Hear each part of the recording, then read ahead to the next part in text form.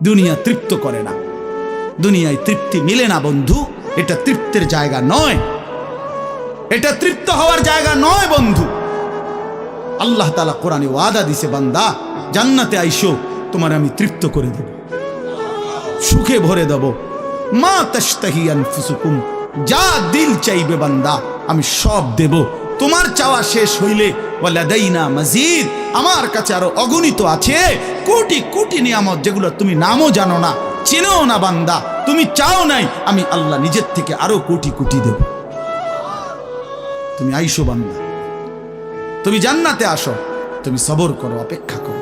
আল্লাহ আমাকেও বুঝার তৌফিক দান করেন, সবাইকে বুঝার তৌফিক দান করেন। আপনাদের এই মাহফিল আমি শুরু থেকেই বললাম কষ্টের আয়োজন। কষ্ট করে ভাবেন, নিজের ফিকির করেন, নিজের ভালো নিজের কল্যাণ ভাবতে শিখেন।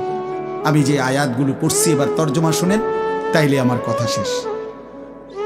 আয়াতগুলো মূল বক্তব্য হইল আল্লাহ তাআলা বলছেন এই পৃথিবী একদিন শেষ হবে, হাসরের মাঠ কায়েম হবে, মানুষগুলোর দুইটা অবস্থা হবে, কিছু আমার প্রিয় বান্দা হবে, কিছু নাফরমান বান্দা হবে।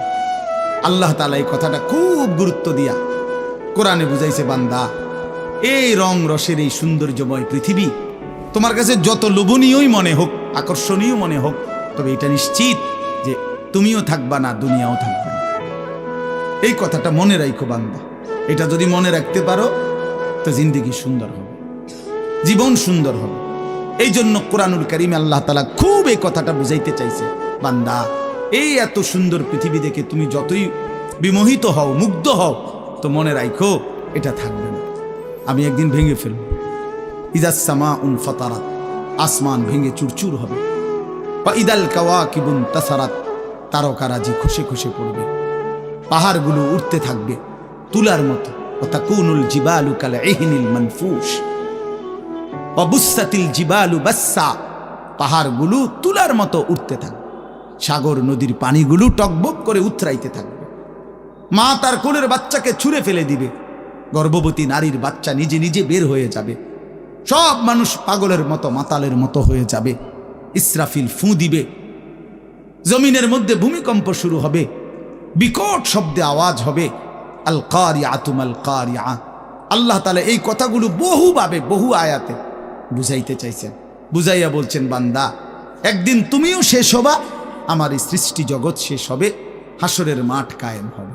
তো এখানেও আল্লাহ তাআলা বলছেন, কাল্লা ইদা দুক্কাতিল আরদু দাক্কান দাক্কা, সাবধান বান্দা, মনে রেখো এই জমিন একদিন চূর্ণ বিচূর্ণ হয়ে যাবে।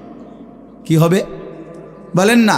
ওইখানে একটা কথা আছে, লম্বা কথা, অতুহিব্বুনাল মালা হুব্বান জাম্মা। আল্লাহ তাআলা বলেন, বান্দা দুনিয়ার মাল আর সম্পদের ভালোবাসাটাকেই তোমরা খুব গভীরভাবে দিলের মধ্যে বসায় লাইলা। তবে মনে রাখো, দুনিয়াকে তুমি যত ভালোবাসো, যত মজবুত করো, যত বিল্ডিং, যত ফাইলিং